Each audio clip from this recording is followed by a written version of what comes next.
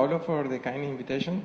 So I'm going to try to address the problem of Joule heating in the voltage-induced vanadium oxide. So it's a good place to start discussing this thing, actually, this conference. So there is a bunch of mechanisms here that I'm going to try to address. We perform a bunch of measurements trying to get insight of the role of the Joule heating, and that's what I'm actually going to present in the following. So I would like to introduce, let's see if this works.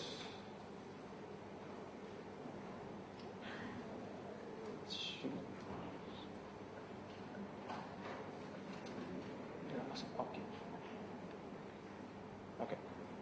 So my collaborators here. So from UC San Diego, Simin Wan, Stefan Genon, Jose de la Venta, and Professor Ivan Schuller. From Paris Tech, Alexander Siemers, which performed half of the measurements that I'm going to present. And from University of Tübingen, Professor Rainer Klerner, Dieter Kohl, and Sebastian Scharinger, which allows us to use their setup that I'm going to present in the following also. So let me show my outline, and I'm going to introduce, this probably is not necessary anymore, but I'm going to just introduce many compounds that shows a metal insulator transition, and I'm going to try to explain why we choose vanadium oxide in this case. I'm going to emphasize in the vanadium oxide family because there are many interesting applications that can be used in these systems. So I also going to present the phase separation that these materials undergo. Basically, how the transition is occurring between the low temperature regime and high temperature regime. And I'm going to also show some local temperature measurements and some low temperature scanning electron microscope images that are going to allow us to identify which part is coming from heating and which other is not well explained by heating. And I'm going, at the end, show some pulse current experiments in vanadium oxide, and I'm going to try to conclude and show some remarks from the results. So this is the kind of the general picture that we have. We have a bunch of materials that undergo metal insulator transition. This is room temperature here. And then here we have vanadium oxide, BO2, and here we have, somewhere here, we have the B2O3. These two systems, they are the ones that I'm going to emphasize in this talk. So basically, in general, what you have is a off-state system where it corresponds to a high resistance, and then as you increase any external parameter, can be thermal or electric field, some optical or pressure, you can go from one side to the other where there is a low state configuration. In this case, there is a on state or a lower resistance. So this is very useful in the case of metamaterial devices. We are actually working in this direction now, some mod FET, some optical devices. So this is a work that we already know. So this is a very good implementation of the vanadium oxide as a switching element. So here there is a memory, which is the memory element is a nickel oxide, and the vanadium oxide allows to write and read the nickel oxide. This is one of the applications, the very nice applications that have been built so far. So, but let me go to vanadium oxides in general. So, vanadium oxide, this metal insulator transition starts from the beginning from Morin in his work in 1959. So he actually was able to grow single crystals of some vanadium oxide. So here we have B2O3 again and BO2. So you can see that actually B2O3 has like 8 orders of magnitude transitions. The temperature is 150 Kelvin more or less. In the case of BO2 is about room temperature is 60 degrees Celsius or 340 Kelvin. So, but these vanadium oxides, they belong to a family which is called Magnelli phases. They have this kind of stoichiometric relationship, and I'm going to just show these two here. So B2O3 is actually a prototypical mod insulator, so it has also an antiferromagnetic transition associated, and vanadium oxide, which doesn't have antiferromagnetic transition. So that's why actually there is a debate of what kind of transition is this. It's not a mod insulator transition, but it can be under some circumstances. And there is, of course, no antiferromagnetic transition in this case. So you go from here to here, just changing the oxide, stoichiometric oxide in your films. So this is the motivation of this work was that in somehow you can, in a sputtering chamber, you can change locally the oxygen and you are actually able to grow all these materials. So you can grow an insulator, you can grow a metal or a switch, and you can somehow make some FET devices in one single deposition. So that was one of the motivations to start working in vanadium oxides. The background that shows that you can actually induce the metal insulator transition by pulses comes from some of these reference, for example, where they call that they claim that this jump in the current that they are measured, they attributed this to a mode transition. So basically, this jump is very consistent with materials that has actually a mode insulator transition, a mode transition, and they also report some hysteresis in the IV curves. So there are other works where they simulate the current and voltage characteristics, but they assume that the film is continuous, basically. So the problem with this is that we know that there is a phase separation, there is a mixture between these insulating domains and metallic domains that makes the things more complicated in order to estimate these parameters here, for example, for the breakdown voltage. So in the following, I'm going to show here a few curves that just to summarize the work that I have been done in the last 3 years in vanadium oxides. So one of the first things that we did was measure the resistance versus temperature curves in vanadium in VO2. And here we show that when you measure this resistance in a very small devices, and I'm talking here about 200 nanometers size, you have, instead of this continuum transition, so you have steps, so you have jumps. And these jumps behaves very interestingly because if you calculate, if you make many measurements and then you do some kind of a statistic about the jumps, so you actually get a power law distribution of the jumps. So this means that the way that the vanadium oxide goes from one side to the other, it's in somehow a stochastic wave, so there is a fractal, and there is some kind of self-similarity in the process, which is very interesting for the physics point of view. This is because of percolation. It's supposed to be just at the percolation transition. Whereas if you're away from it, you don't expect power loss. No. Actually, if you only think in terms of percolation, you also should get a power law distribution, but only because of the percolation. So what we found here, which is interesting, is that if you calculate the power law from the just percolation model, because there is something which is called universality. So if you calculate the slope of this, so it should match the percolation model, but it doesn't. So it means that it has another mechanism behind this that is actually driving the transition. So this, the difference in exponent between, for the case of percolation, the exponent is 1.5, if I remember correctly, and in this case it's 2.5. So it's a huge difference. In the case, we also perform some other type of measurements. We call it, well, actually they are called fork, and this means first order reversal curves. And what we study here is the inside cycles of the resistance versus temperature. So we start here, we sweep, and we go to the high temperature, and then we come back, but we don't go all the way down. So we reach some point here, and then we start hitting the sample again. And we study the change in the slope on all these curves, and then we can make some kind of plot like this. And this is, this is kind of very complicated. I can show some slides at the end if somebody's interested. But basically, what we found from this is that there is something which is not, is some irreversibility in the system which is outside of the hysteresis. So this line here is actually this line here. So this means that there is something which is outside of the hysteresis loop that is causing the transition, the hysteresis in the vanadium oxide happening.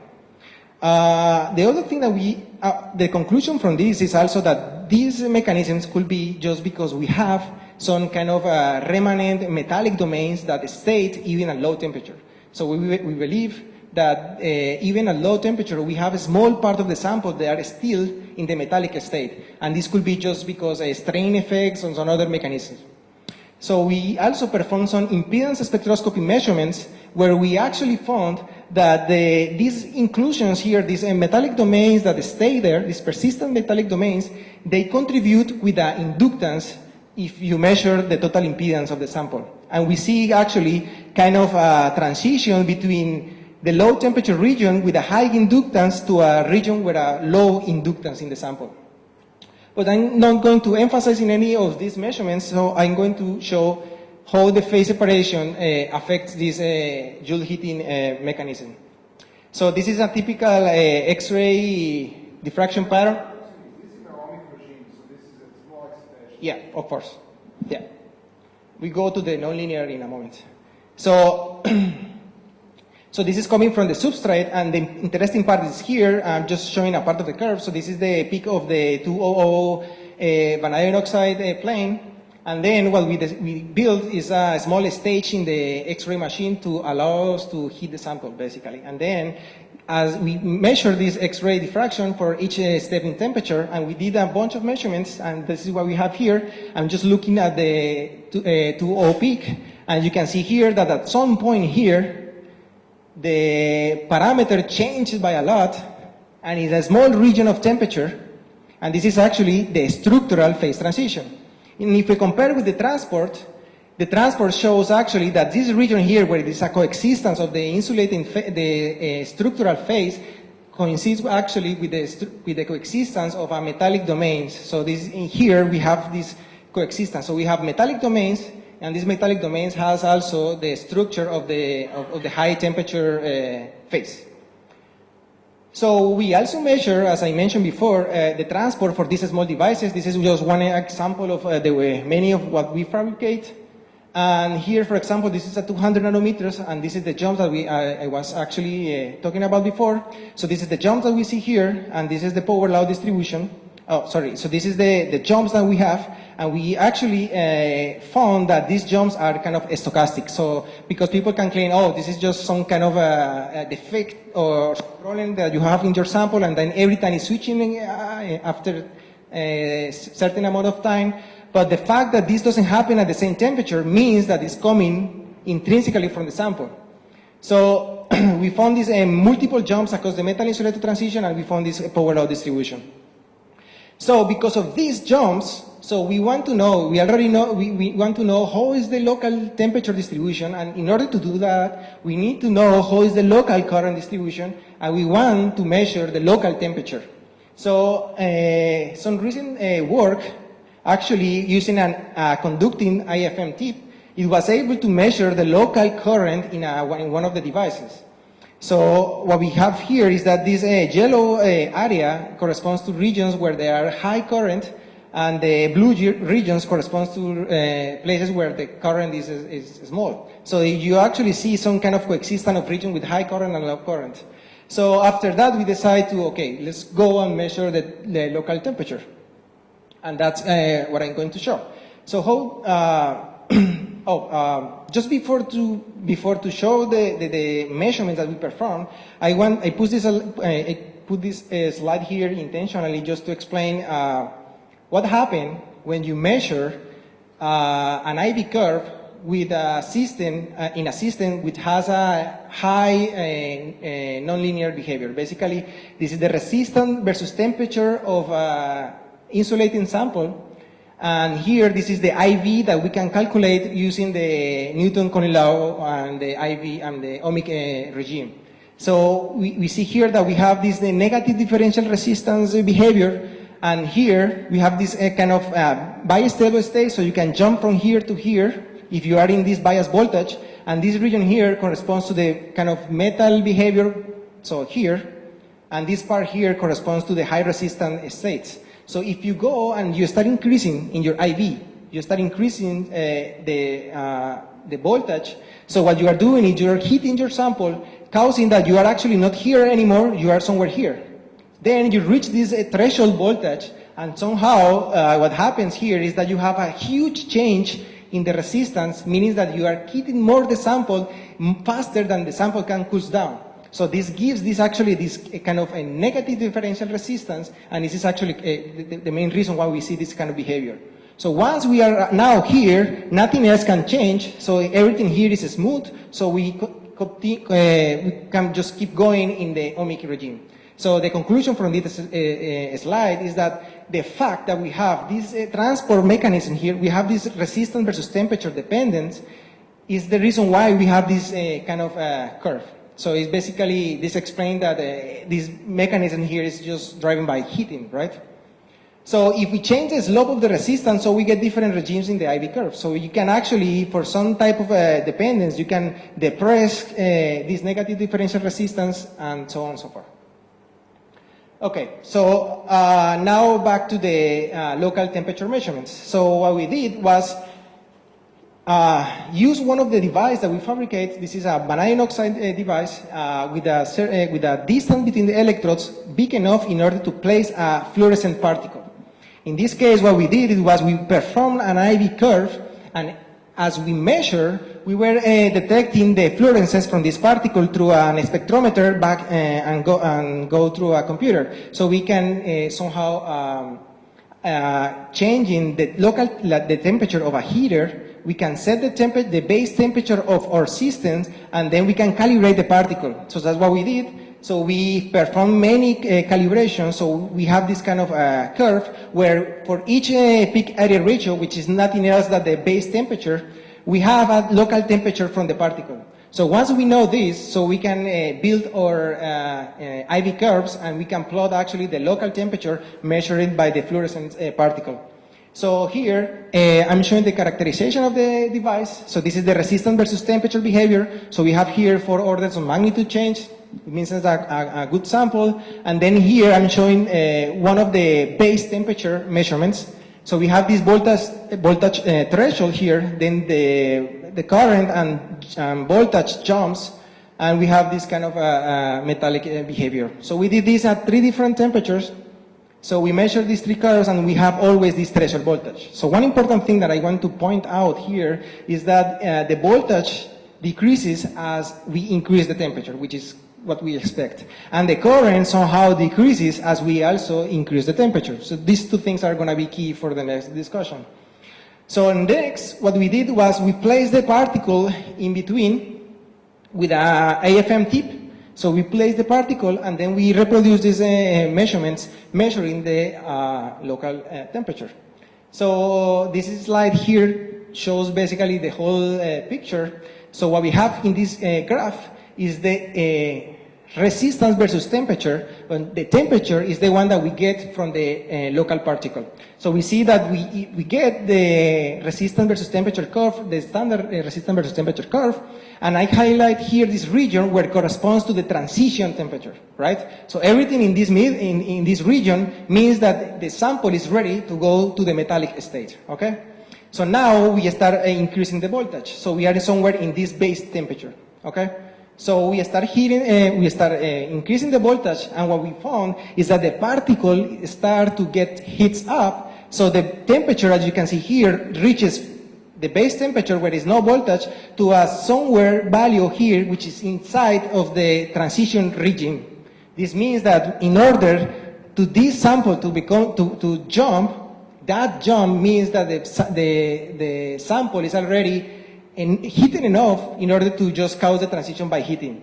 So we did this different base temperature, and we see that it's even more clear that you are in this regime where you need to have the temperature, the same temperature that you have for the resistance versus temperature, you have to have it here in order to cause the jump. So this means that from here, from this picture, the sample is always heat up to the transition temperature. So the main mechanism here behind these IV curves and behind this phenomena is Joule heating.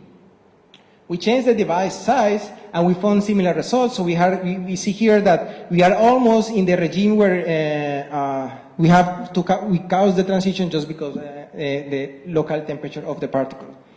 So we also measured the temperature across the whole loop in IV.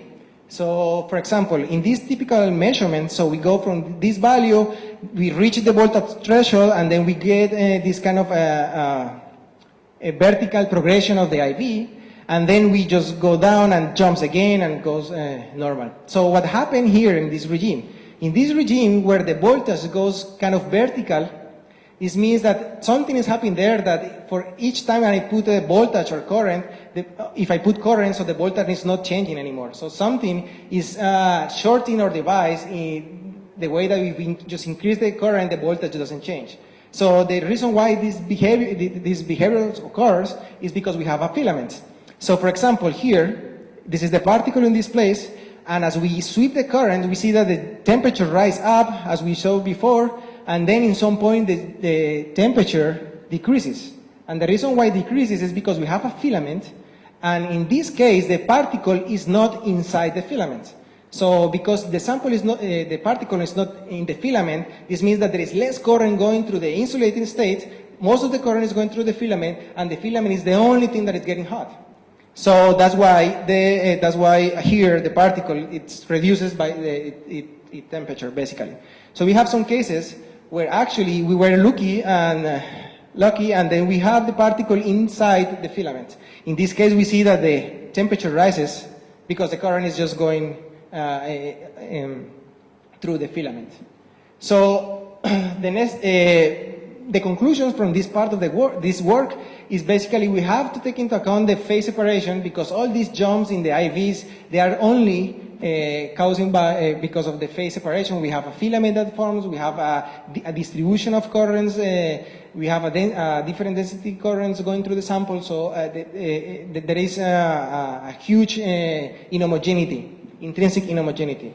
So because of that, there is no a temperature, there is no an homogeneous temperature, and then Joule heating is the main mechanism here. Okay, so next, we measure the local temperature images from the sample, and what this means. So we make a device for this type of measurements, and then we see here a 200 microns device and a 10 microns device in width. We perform two-point measurements. We apply the current here, and we measure the voltage across the sample. So this is the resistance versus temperature, and this is for a B203 device. So this is not anymore a BO2 sample.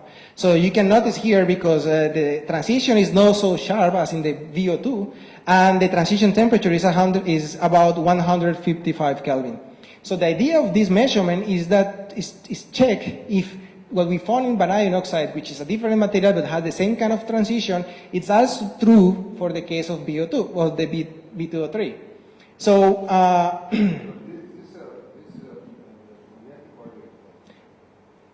say it again? It's a magnetic ordinary temperature, is that right? No, actually it happens at the same time. The magnetic, the Néel temperature is the same as the metal insulator transition temperature. As a function of pressure, there is also another transition which is in the magnetic state, where there's just a jump of resistivity but no magnetic ordinary. 400 Kelvin or something, probably? Yeah, it's high temperature, that's why we never measure it, yeah. Near the critical end. Yeah, probably. But Not exactly the same, because then you go low temperature is a metal and high temperature is this one. well, it's also here. So we have this is an insulator and this is a metal. The opposite, the other transition is the opposite. Okay. Okay. So basically, it's the same metal insulator transition, just with a different transition temperature. Okay. So we go to the instrument. So what we did with this system, so we performed some IV measurements, and the first thing that we measured was the IV characteristics. So we see here, this is the first sweep that we measured. So we increase the current, and then we measure the voltage, and we reach this threshold voltage. So we see here that from here to here, there is some series of big jumps, and they are followed by a kind of a vertical progression of the curve.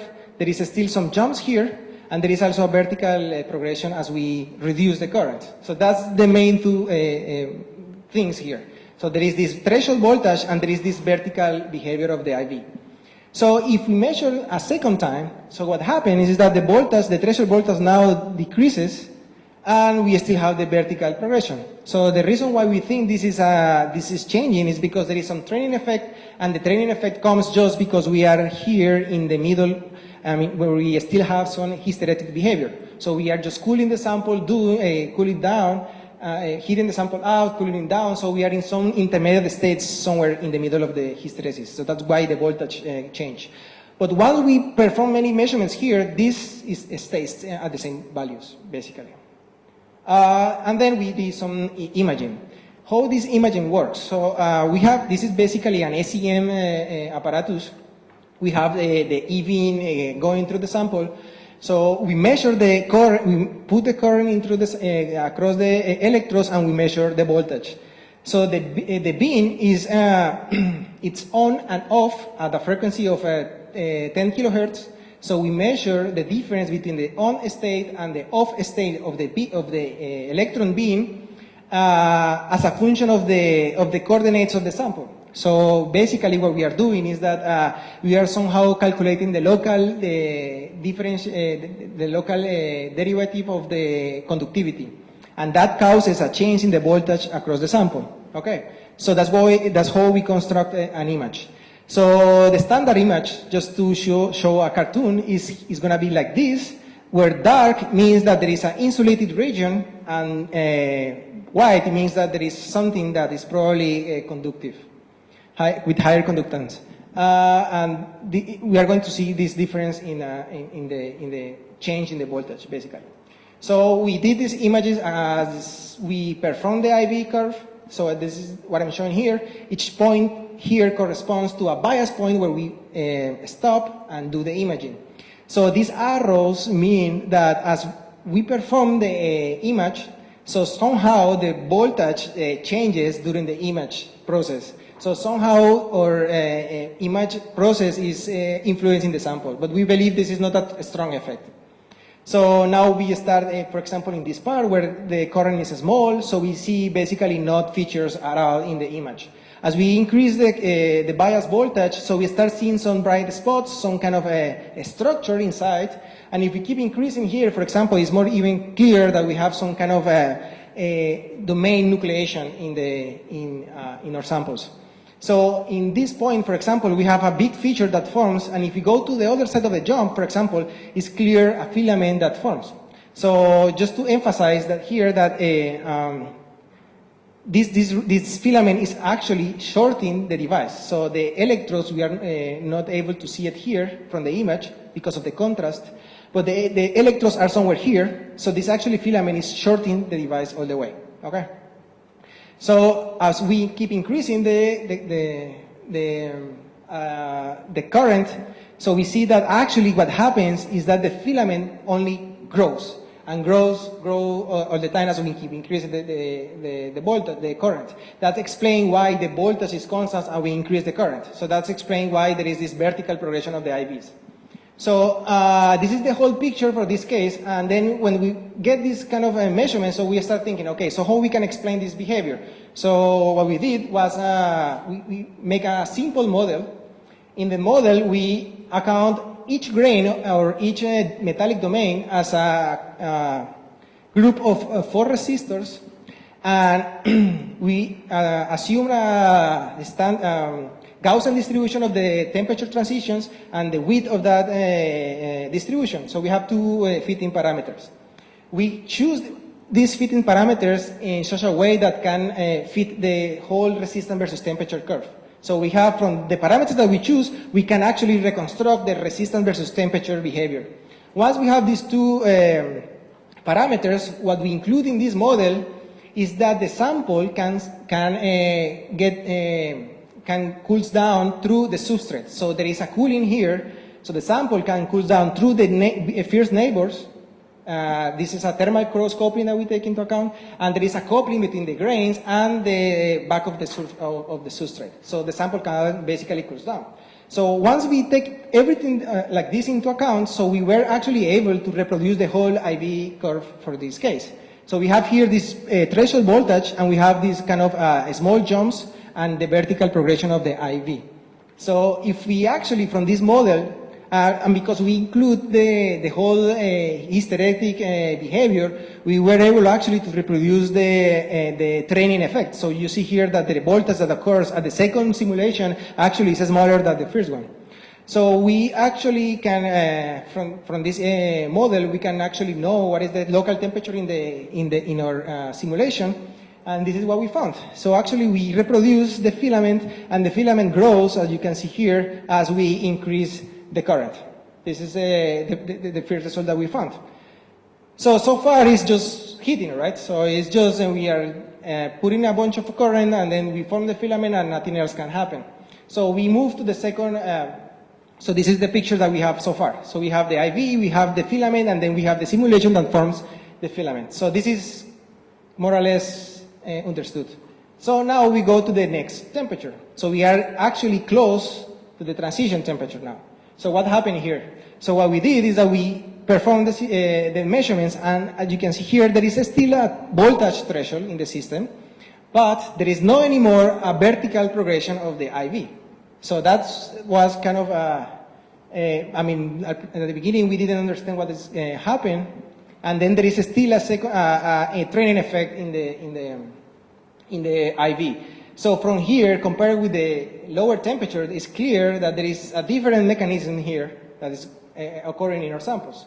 So what we found is that if we perform the same measurements, the difference between the two is mainly that as we image all the way around the curve, so we don't see a clear formation of the filament. So what we see here is some kind of percolation of grains that forms, and they form in such a way that they are probably random, and in some point they just connect the sample.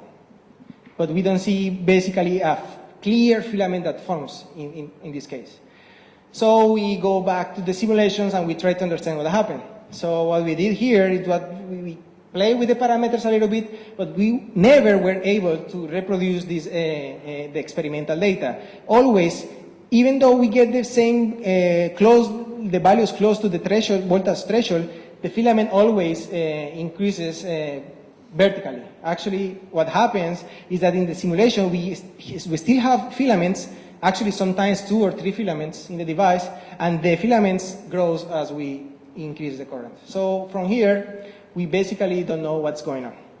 So this is the two things that I want to compare. So we still have some ideas of what this is actually what can be actually the main mechanism here.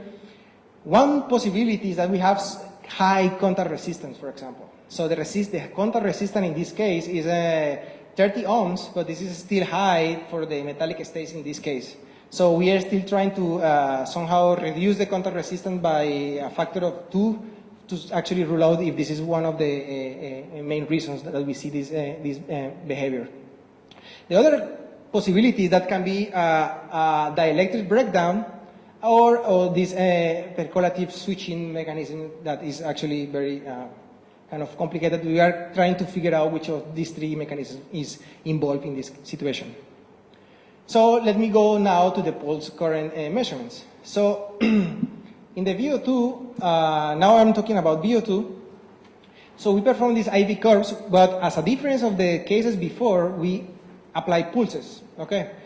So when we apply pulse, what we do is that you go from 0 current to a high current, and then you go down to 0 again to prepare the sample to the next pulse. What happens here is that you heat the sample and you cool the sample at the same time, so you are actually measuring some average between so you are in the middle of the hysteresis. That's the main reason, the main picture here. So we are in the middle somehow of the hysteresis in the resistance versus temperature. So here, for example, this is for a film. In the film, we have the current versus voltage, and then we see kind of a breakdown here, voltage threshold where there is looks like a huge filament. And then if we measure, this is only 2-probe measurement with just 2 contacts into the sample. And then we go to 100 microns device. So here, what we see is that we see clearly the negative differential resistance, and we see this vertical progression of the IV curve. So still here we have the big filament.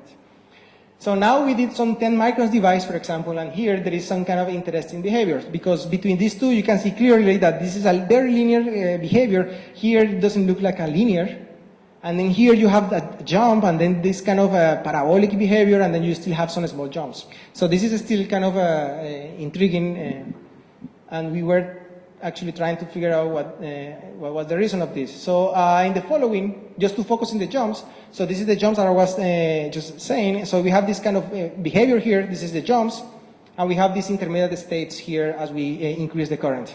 So the next thing we did was to measure the temperature behavior of the IVs. So just to understand what's going on here. So we see, you can see here many curves.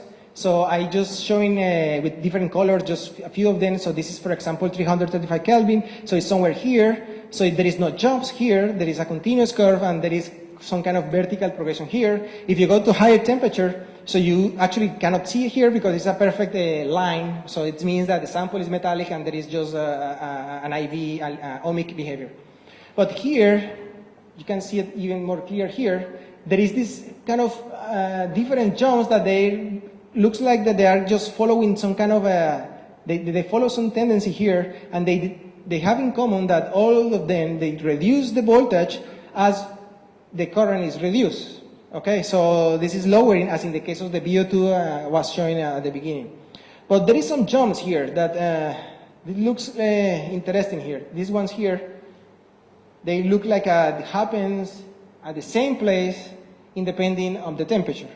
This is kind of very interesting. So when I got these results, I say, okay, has to be a way to understand all these jumps and these kind of things in a simple way, in a simple fashion. So what I did was calculate the derivative of the curve, so I can index the jump as the jump as a spike in the derivative, basically. So if we choose a threshold, so I can just distinguish between a real jump and just noise in the measurement. So once I have this curve with spikes for each temperature. Then I plot in a two-dimensional graph every curve, just with the size of the jumps pointing out in the z direction of the plot. So the results are here. And just try to explain it to you what this means. So the bright spots here, it means that there is a jump that is going, a spike that goes out of the screen. And each line here corresponds to an IV curve, okay? So what you see here is that looks like there is a pattern here. So we have this kind of parabolic behavior, right? And then at some temperature, there is no more jumps. And here in this region, everything is metallic, so there is no jumps, and there is nothing in this curve, right?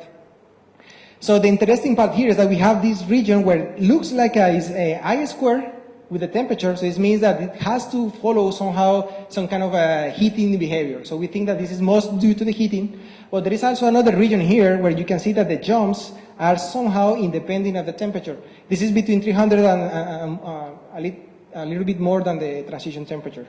So we think that, we think that there is something going on here. So we decide, okay, so let's measure the same type of curves, but lower temperature. So this is what I'm showing here. So I'm showing a low IV curves at low temperature. So we still here, this is a 10 microns device. So this is a little bit different than the one I showed before. So you can see here that there is still, at low temperatures, there is this region which is independent of the temperature. And we have here what I call Joule heating regime, where these jumps, they are behaving as we just heat it out because of the current. And there is something here that we are not sure what's going on here. So this is for different device size. We have kind of the same mechanism, and in all of them is more clear in one than others that there is this region where these jumps are independent of the temperature. So in conclusion, just to summarize all the talk, so at the beginning I showed that the negative differential resistance of the samples is just a consequence of the resistance versus temperature curve that you have. So you have a huge change in resistance, so you're going to have a negative differential resistance. There is nothing magic there. So because there is this self-heating then, so far from our results is the main mechanism here. So everything can be almost explained by heating. It's only when you go to really small devices that you can see some other features. So we think that for a complete, in order to complete differentiate the two mechanisms, you have to go to really small devices in order to avoid the Joule heating due to the current. And that's basically what I'm trying to say here. So that's what I have to show. Thank you.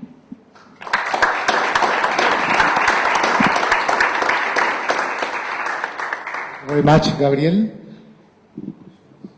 This is really fascinating data. I'm glad I came to this conference to hear all this.